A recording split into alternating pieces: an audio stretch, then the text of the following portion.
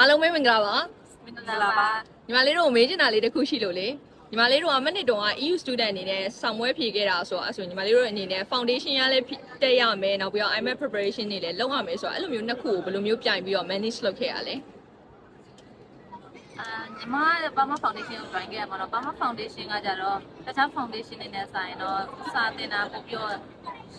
တက်တာတွေမှာပါပေါ့နော်သူကအဓိက Italy language ကိုပဲအဓိကသင်တဲ့ဖြစ်ကြောင့်မလို့ IMAT တော့စပို့လုပ်ချင်ရှိရပေါ့နော်ဒါပေမဲ့အကြောင်းကလည်း6လပိုင်းချိန်ပဲတက်ရတာပေါ့6လပိုင်းအကုန်ကစပြီးတော့ IMAT ကိုပဲ design မဲ့လုပ်ခဲ့ရပေါ့နော်အဲကြောင့်မလို့ပို့ပြီးတော့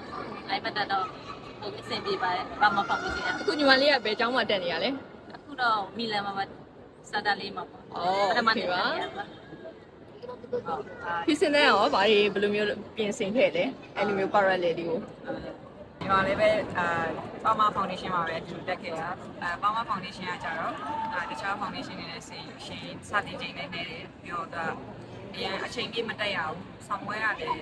ရှော့ပေါ်နဲ့ professor ရဲ့လည်းပေါ်ကောင်းနေတယ်အဆင်ပြေပေါ့နော်ပြီးတော့ဖောင်ဒေးရှင်းကဖောင်ဒေးရှင်းဆောင်ပွဲနေလာတဲ့အခါကျရင်တော့ဖောင်ဒေးရှင်း exam ကိုဦးစားပေးပြီးတော့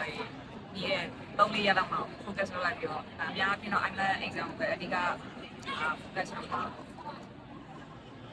နေအောင်စလုံးထပ်ပြောမေးချင်တာလေးတစ်ခုကကျတော့ဒီ IMAT ကို prepare လုပ်ဖို့အတွက်အချိန်ဘယ်လောက်ကြာအောင်ယူခဲ့ရလဲပေါ့လေ ညီမကအမရဲ့အတန်းကိုပေါ့နော်နိုဝင်ဘာလောက်မှာစပြီး join ခဲ့ပါတော့နိုဝင်ဘာမှာတော့ဒါပေမဲ့ foundation ကျောင်းကလည်းအဲ့ချိန်မှာအတန်းချိန်တွေများသေးတယ်မစားတော့တေချာမလုပ်နိုင်ဘူးပေါ့နော်ဒါပေမဲ့ master ကစပြီးတော့ foundation မှာအတန်းချိန်တွေလည်းရောသွားတယ်ကြောင့်မလို့အမရဲ့တင်တဲ့စာတွေ IMAT တို့ကိုပို့ပြီးတော့လေ့ကျင့်ခဲ့တယ်ပေါ့နော်အဓိကကတော့6လပိုင်းမှာပဲပေါ့6လပိုင်းမှာဆိုကျောင်းလုံးဝပိတ်သွားတဲ့ကြောင့်မလို့ IMAT ဘက်ကိုပဲတစ်နေ့ကို10နိုင်လောက်လုပ်ခဲ့တယ်ပေါ့နော် Okay ပါအဲ့ဆိုရင်ဖြူစင်တဲ့ရောတနေ့ကိုစာဘယ်လောက်လုပ်ခဲ့ရော IMAT Academy ကိုတော့နိုဝင်ဘာမှာစ join ပြောအဲ့ဒီမှာနေ့စာတစ်နေ့တော့အများကြီးလုပ်တယ်ဒါပေမဲ့အဲ့ဒီတော့ကတော့ဆောင်းပွဲကဝင်းနေသေးတော့နေတိုင်းတော့တေချာပုံမှန်မလုပ်ဖြစ်ခဲ့အဓိက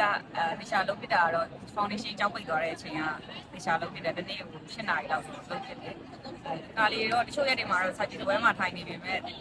အမှအချိန်တိုင်းတော့ concentrate လုပ်နိုင်ဒါပေမဲ့တော့စာအုပ်တော့ကင်ပြတယ် Okay ပါနောက်ဆုံးမေးချင်တဲ့မေးခွန်းလေးကတော့ဒီနေ့2026စက်တင်ဘာလ29ရက်နေ့မှာဖြည့်ဆုံးမဲ့ IMAT candidate တွေအတွက်ဘာအကြံဉာဏ်လေးများပေးချင်သေးလဲ အဓိကကတော့အန်လာရည်မတက်ပဲတော့ကိုလောက်ထားတာကိုယုံကြည်ဖို့ပဲနော်ကိုလောက်တက်လာတော့ရမှာပဲပေါ့လို့ယုံကြည်ပြီးတော့အတက်နိုင်တော့ကြိုးစားပြီးပြင်နေပါတယ်အဓိကအန်လာရည်မတက်ဖို့ပါပဲ Okay ဖြည့်စင်တဲ့ရော အဓိကဖြည့်မဲနေရတော့အရေးကြီးဆုံးပေါ့ဖြည့်မဲနေမှာစိတ်အေးလေးနဲ့တေချာလေးဖြည့်ပြီးပြောညာဖြည့်မဲမရမှာဘုရားကတော့ပြောပြီးတော့မတိုင်ခင်မှာလည်းဘုရားတော့အမှန်ရှိဖို့လိုတယ်ပေါ့စာရမ်းရပြီးတော့ကန်နေလည်းရှိသေးတယ်ဆိုတော့ဘုရားတရားလေးလည်းလုပ်ဖို့ကြံပေးချင်ပါတယ် Okay အားလုံးနှစ်ယောက်စလုံးကျေးဇူးတင်ပါတယ်